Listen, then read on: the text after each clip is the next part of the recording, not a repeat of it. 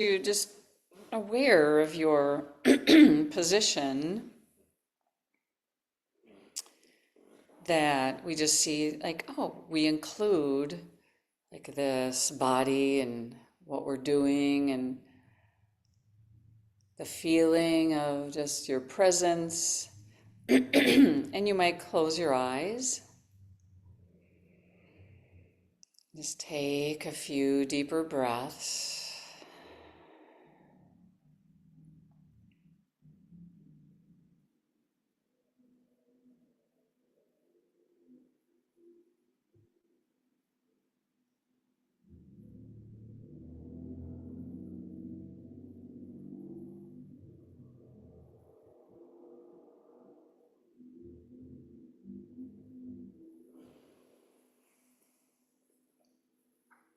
And just taking in even just the sound of the bell.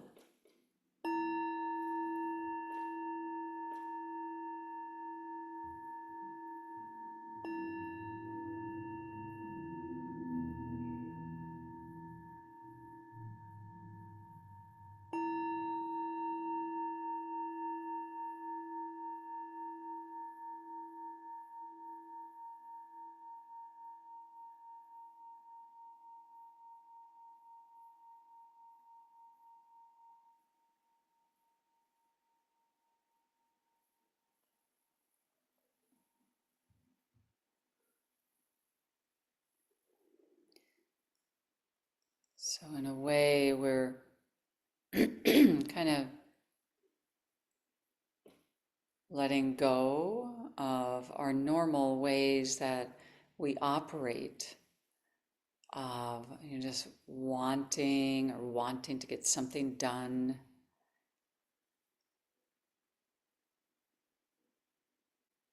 So we stop of all things we practice stopping and understanding like the wisdom of stopping. So we're interested in seeing things clearly.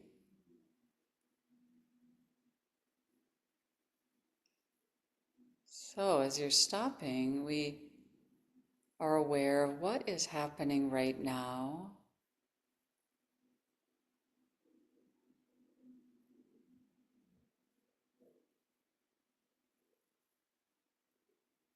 So it's a pure kind of a just pure awareness, like how does the body feel today?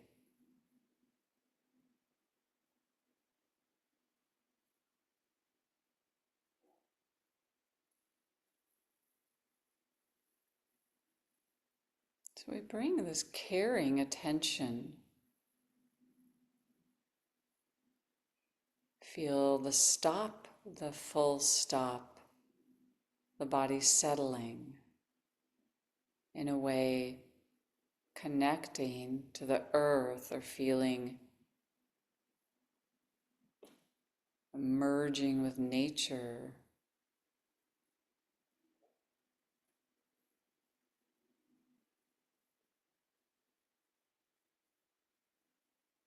Experience nature by feeling your body.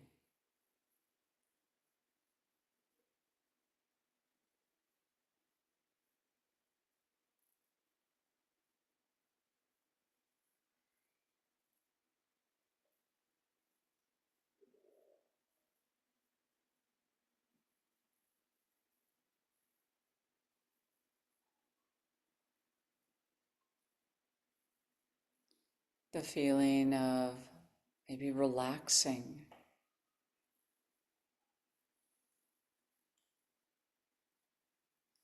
We learn how easy it is to hold tension. It's just normal.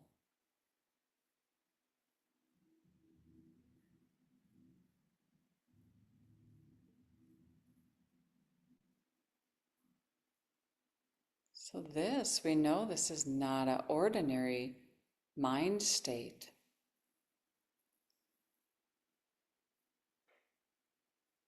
This work to see things clearly, to not follow distractions.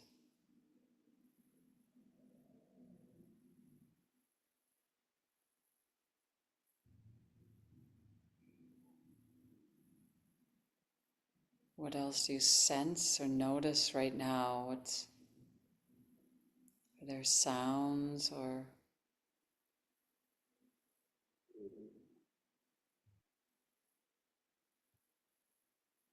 feeling what's touching your skin, your clothes, or the air temperature?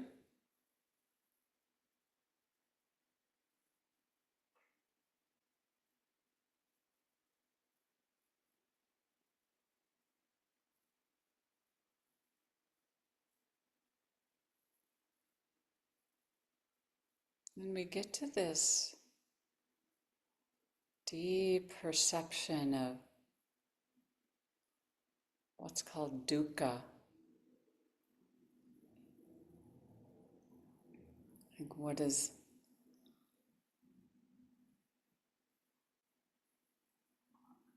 making you feel irritated or angry?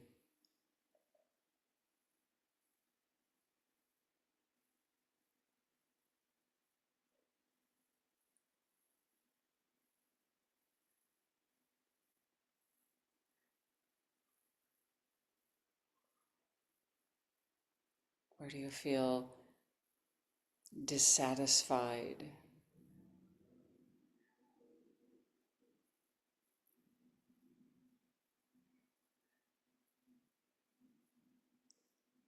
Is there any fear?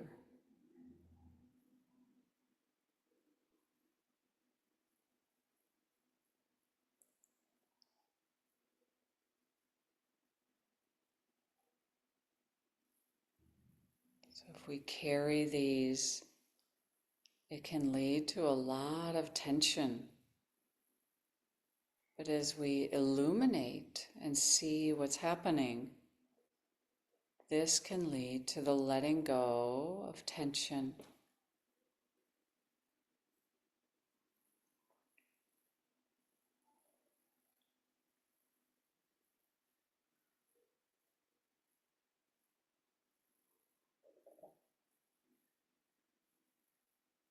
So step one, we recognize what is happening right now.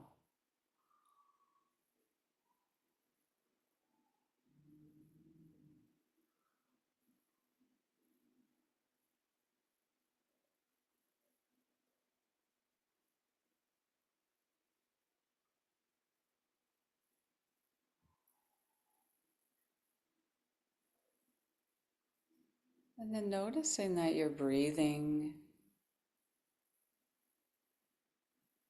and play with the idea of bringing in a sense of spaciousness.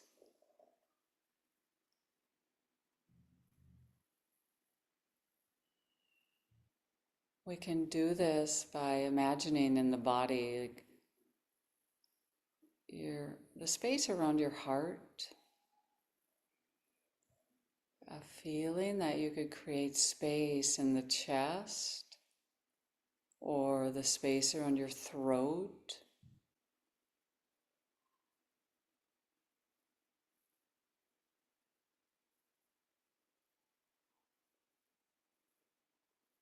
It's a physical feeling of space in your mouth.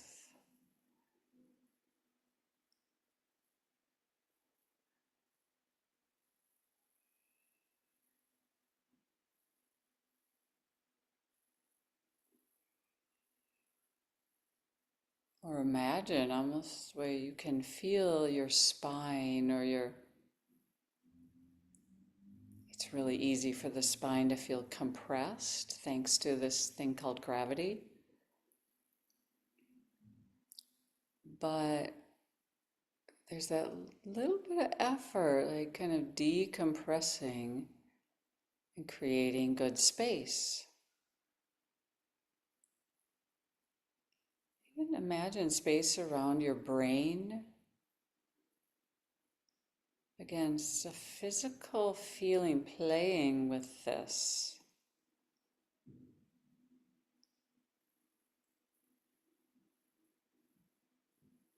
Space around your eyes, your eyeballs.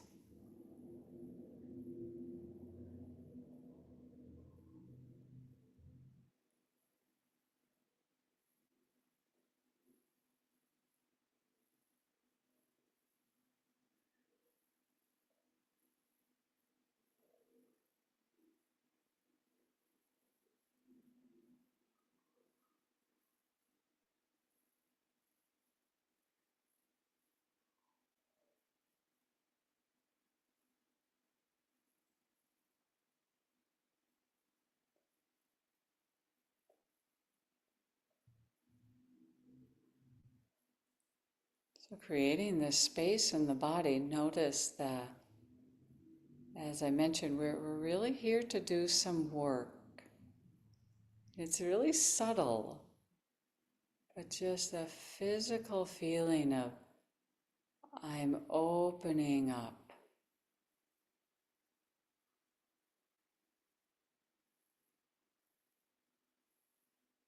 Even the smallest amount can be a profound shift.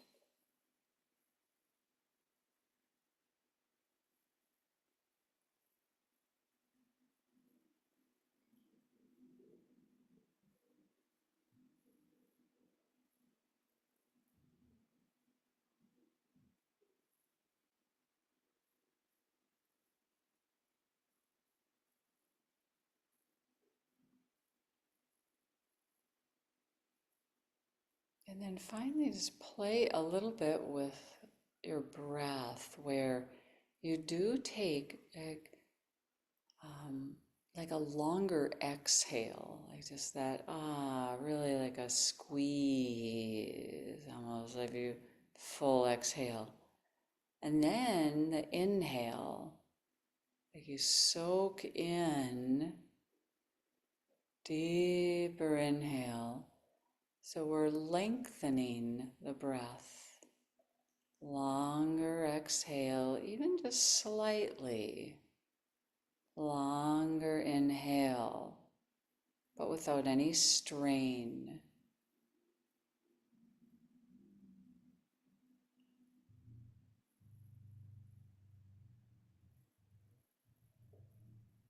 Be very sensitive. What leads to a decrease of tension? If this doesn't, then don't do it.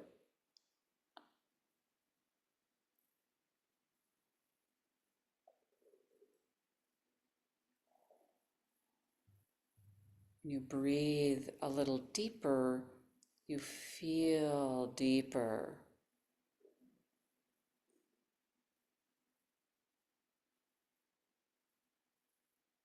And this wave of breath, little by little, start to uproot tension. Like it's harder to be really angry when you're doing this deep breathing.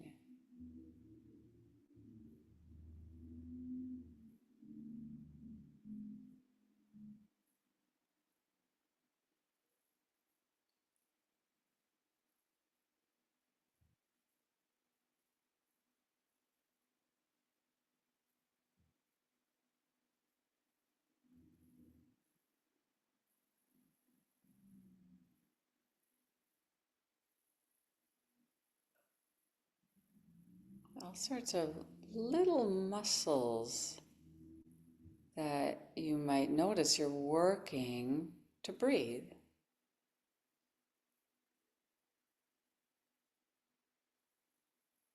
Like your whole body is this giant sponge that's just soaking in, inhale, squeezing out, exhale.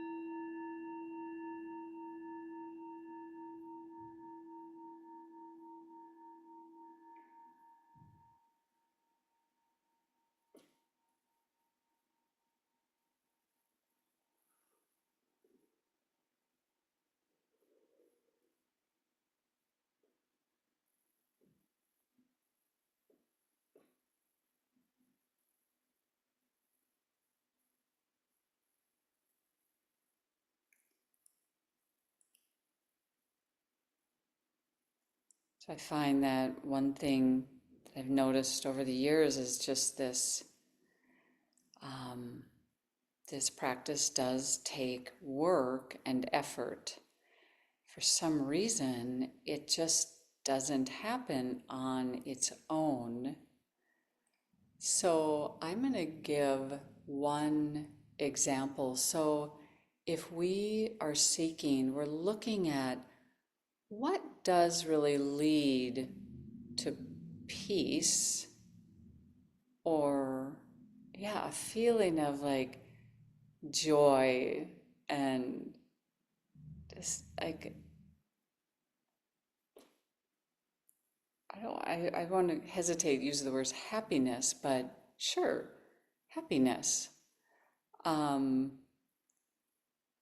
and it's really fascinating, like how the mind can know what leads to happiness, but then what we do is not quite what leads to happiness.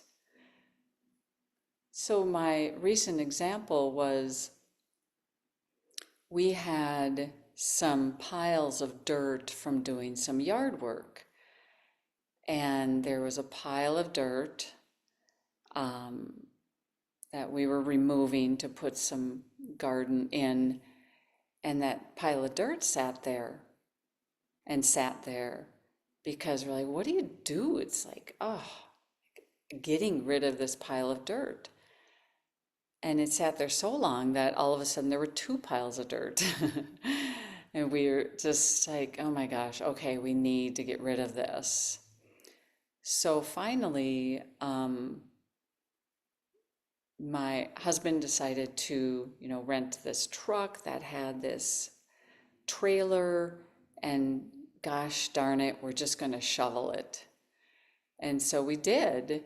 And the mind was like, this is, oh, it's just like, it was just so hard. It was just that unpleasant task that you just ignored and turned it into, of course, just this really unpleasant thing to do. So we just kept avoiding it. So there we were shoveling. And to our surprise, it really took maybe 2 hours, and then he kind of finished it maybe another half hour. And in his head, he said he's going to rent this truck for 24 hours, thinking this is going to take us like all day. And so we finished it. And then, he brought it where we went to dump it. And then he returned the truck. And this was way less than 4 hours. And the feeling once this was done, I mean, he couldn't stop talking about it of like how relieved and just how good and how happy he felt having done this. And um, I found it really interesting. So, what leads to this feeling of being at peace and happy? And I'm like, here we are feeling like so good having done that. And then on the other end, things that we actually really look forward to, like, and I'm just going to use the example of like, you know, eating something like a dessert that's like your favorite dessert, and you just can't wait. And it's just so good. And you devour it. Like, I love this, And then when you're done, you know, 5 minutes later, what can happen? And I even sometimes use the word comfort food. Like, what do you go to for comfort food? And does it really lead to feeling happy and comfortable? And how sometimes these foods that we're just so thrilled about, they can have the opposite effect. Um, So it's worth reflecting on these things we're not looking forward to can in the end be like, oh my gosh, I feel so good, so much better. So this is right along the lines of why we're here and being interested in what really leads to happiness. This is why there is actually the teaching that says at the root of all suffering is ignorance, is just kind of ignoring what's really going on here and what leads to happiness.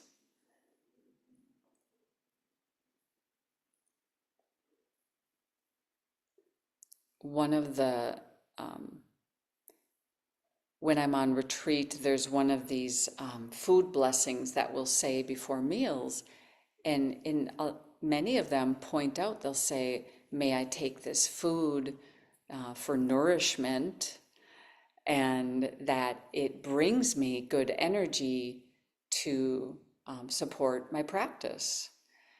And it's just, yeah, it's kind of like this has been known for centuries.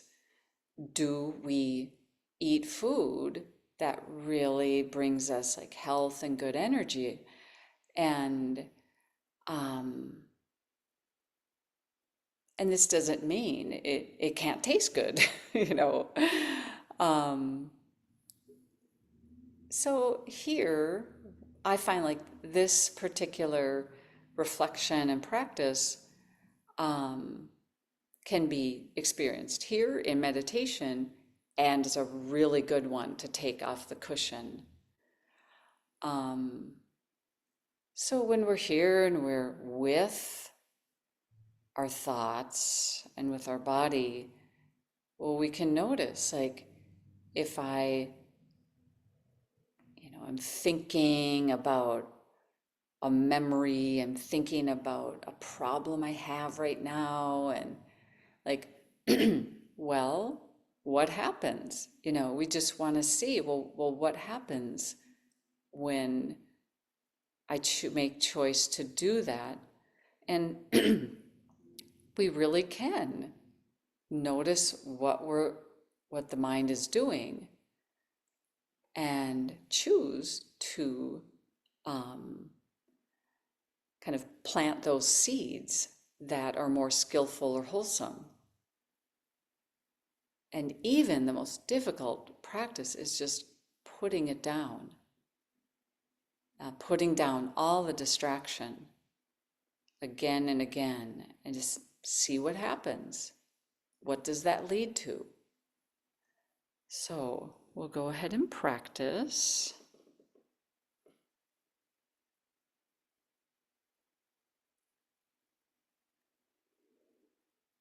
So finding, arranging the body. So as you're breathing, like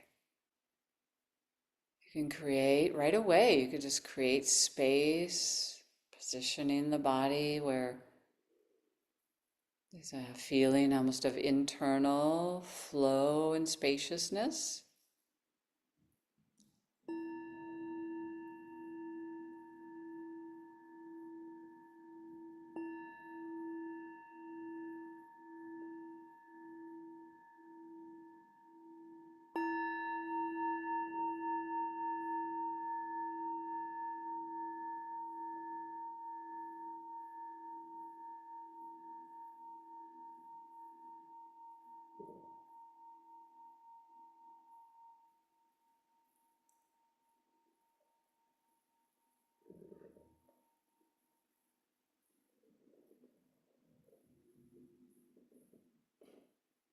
So when we're stopping,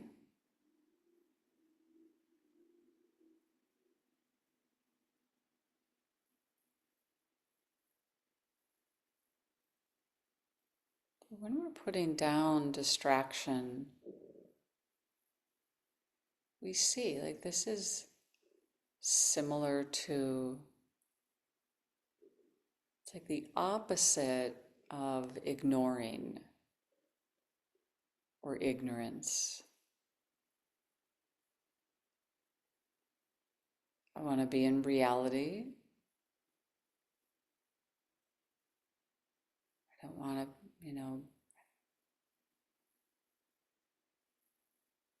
be neglecting. So let's just practice opening to how things are right now.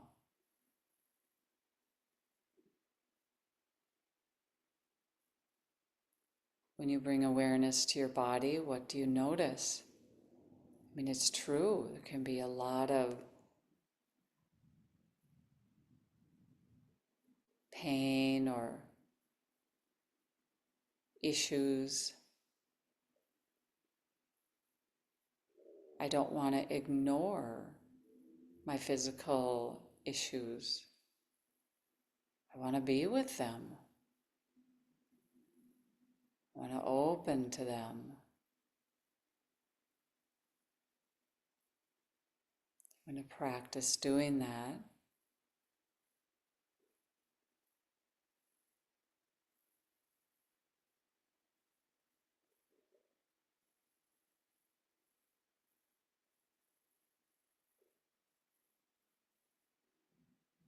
So rather than ignoring, kind of overlooking the body, really feeling,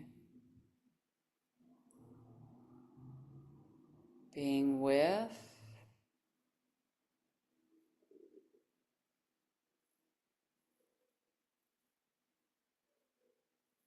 caring, loving.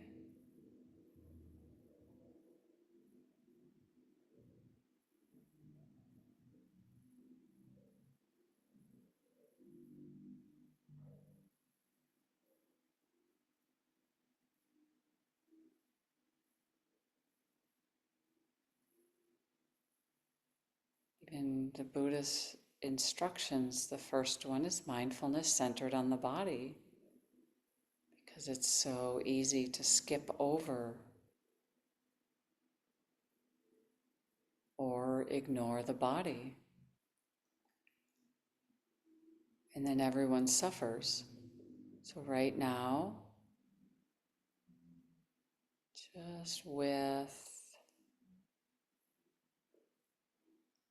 and you might notice a physical positioning. So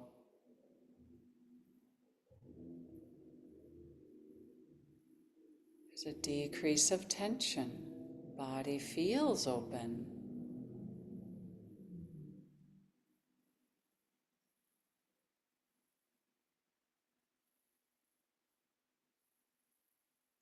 This awareness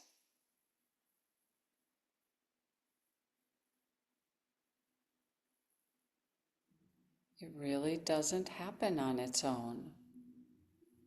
We practice.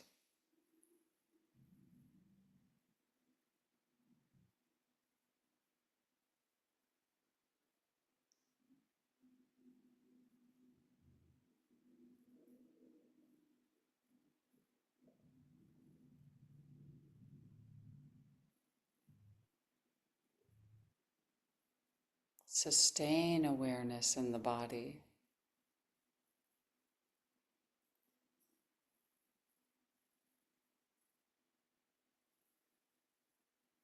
Feel.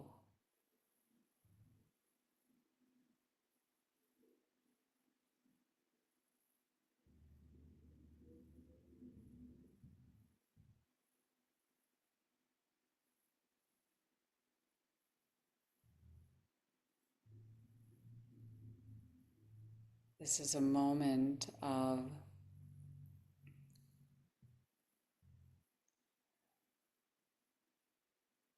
doing no harm to the body. It's quite the opposite.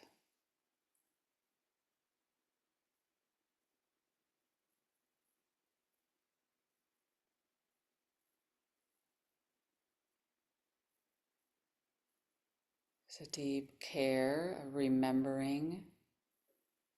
I really care about my body. May I be free of tension.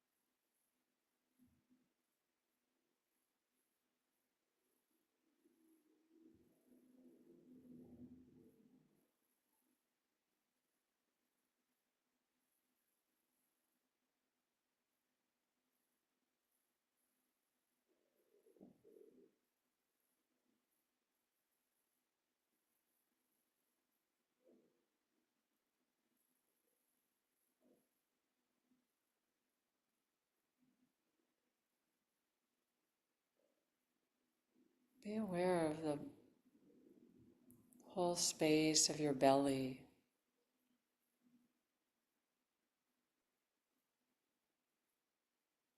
When awareness is in the body, we might notice there's a lot of stories that we have, our body story,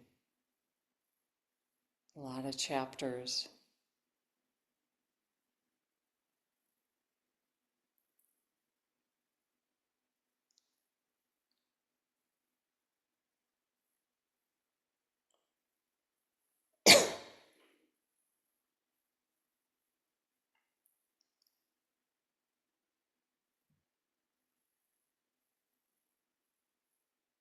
What we, how we relate to the body right now, it's like we're writing the next chapter.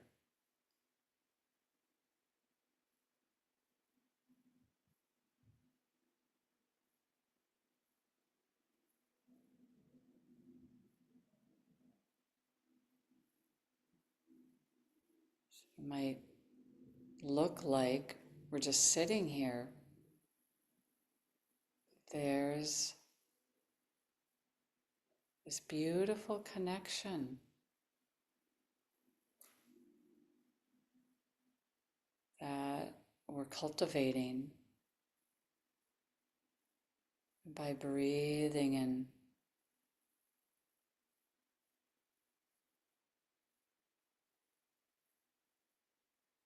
feeling this letting go of tension, even the smallest, that softening the space of your forehead,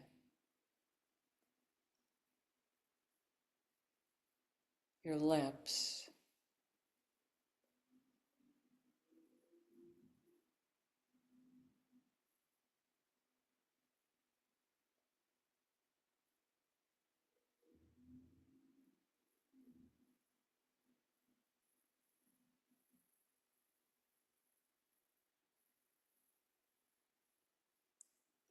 Formal practice of being at peace with your body,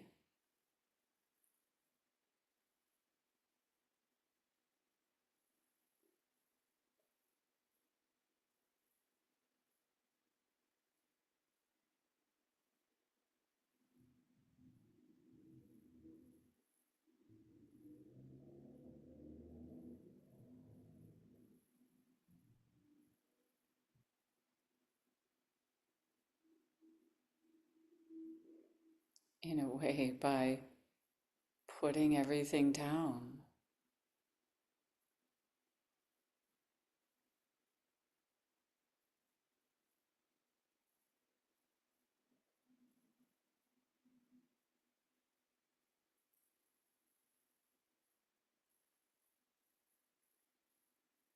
Just this pure, caring connection.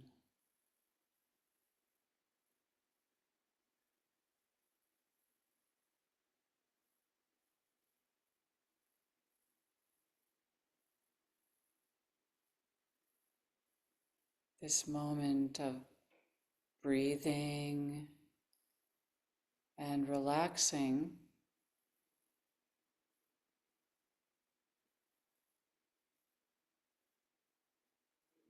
it really matters.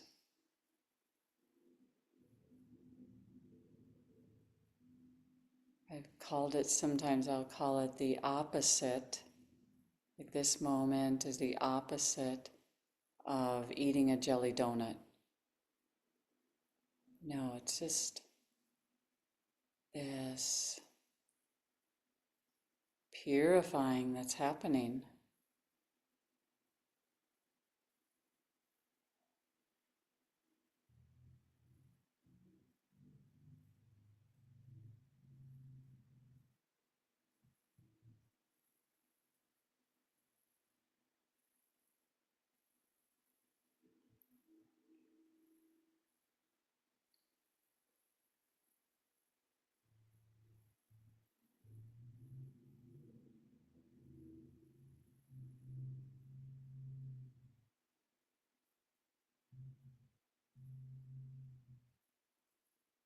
As we understand these teachings even deeper, this doesn't mean that there are good or bad foods.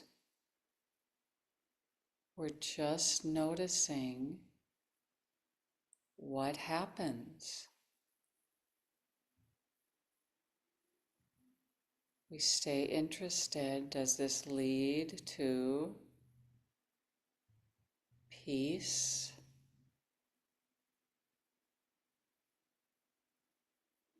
joy, and the deepest happiness?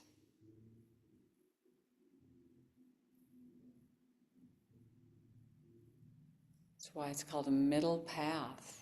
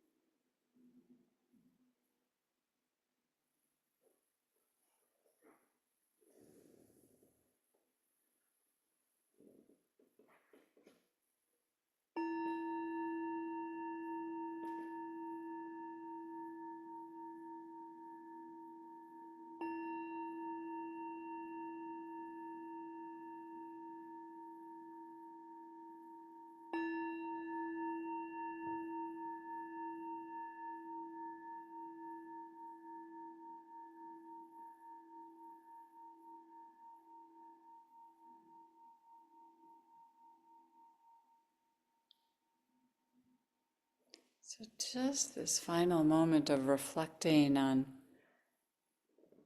how you feel, maybe even just a little observation of what you learned or noticed, something you saw that you haven't seen before, or even the smallest, they'll say, like the smallest measure of lightness or peace, that we notice that, and that these merits we receive from our work, that we let them go and that we share them with people. May our efforts here benefit everyone around us. Like we really could imagine, like, other people really benefit when you do this work. Even your pets.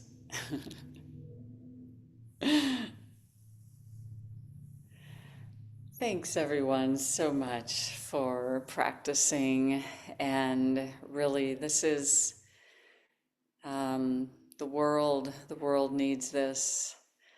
So on behalf of the world, thank you.